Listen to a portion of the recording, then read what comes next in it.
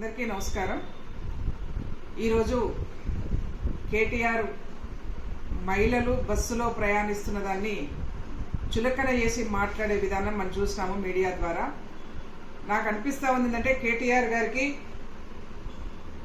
బహుశా మహిళలకు free bus ఇవ్వడం అనేది నచ్చట్లేదేమో, అందుకే పదే పదే మహిళలకు ఫ్రీ బస్సు మీద అనేక మార్లు కేసీఆర్ మాటల్లో, కేసీఆర్ గారి ప్రసంగాలలో మహిళలకు ఇస్తున్నటువంటి ఫ్రీ బస్సు మీద చులకనగా మాట్లాడుతూ ఉన్నాడు।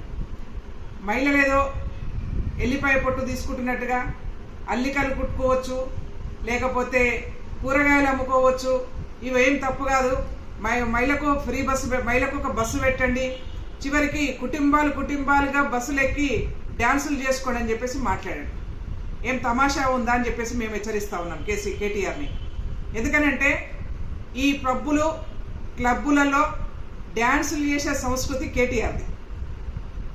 ఆయన చేసే డ్యాన్సుల్ని అందరికీ రుద్దాలనుకుంటే ఇది కరెక్ట్ కాదు।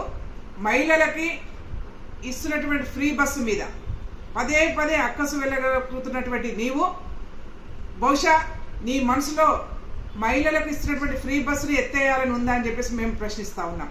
ఒకవేళ నీకు అదే ఒపీనియన్ ఉంటే, అదే అభిప్రాయంతో నువ్వు ఇట్లా ఉంటే నీ బహిరంగంగా చెప్పు, లేదనుకుంటే మహిళలు ప్రయాణిస్తున్నటువంటి ఫ్రీ బస్సులో ప్రయాణం చేస్తున్నటువంటి మహిళల్ని చులకన చేసి కించపరుస్తూ మాట్లాడుతున్నటువంటి కేటీఆర్ బహిరంగంగా మహిళలకు క్షమాపణ చెప్పాలని చెప్పేసి కాంగ్రెస్ పార్టీ నుంచి డిమాండ్ చేస్తా ఉన్నాం।